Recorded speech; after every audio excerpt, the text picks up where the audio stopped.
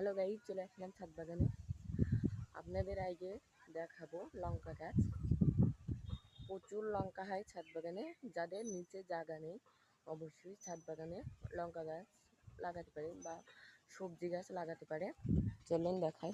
মেয়েরা কিছু সবজি গাছ আপনারা লাগাতে পারেন। যাদের নিচে জায়গা নেই অবশ্যই ছাদ বাগানে লাগাবেন। দেখেন কত লঙ্কা হয়েছে, প্রচুর কিন্তু লঙ্কা হয়। 3টে গাছ আছে, কিন্তু গাছগুলো দেখাই। দেখেন কত ছোট ছোট গাছ। এই একটা গাছ, এই একটা লঙ্কা গাছ, আর এটা আমি ক্যাপসিকাম গাছও লাগাবো।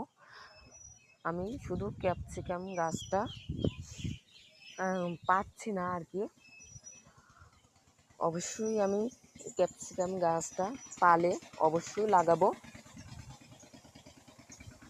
আর আমার ভিডিও যদি আপনাদের ভালো লাগে অবশ্যই একটা লাইক, একটা সাবস্ক্রাইব করবেন। আর যারা ছাদ বাগানে সবজি গাছ লাগাতে চান অবশ্যই লাগান, প্রচুর ফলন হয়। আর আমার ছাদ বাগানে শুধু এই একটা গাছই আছে, সবজি গাছ, ঝাল গাছ, লঙ্কা গাছই আছে। ঝাল গাছ বা লঙ্কা গাছ বলে। যাদের নিচে জায়গা নেই অবশ্যই ছাদ বাগানে এইরকম বড় বড় ক্যারেটে লাগাতে পারে। প্রচুর ফলন হয়, দেখতে পাচ্ছেন আপনারা।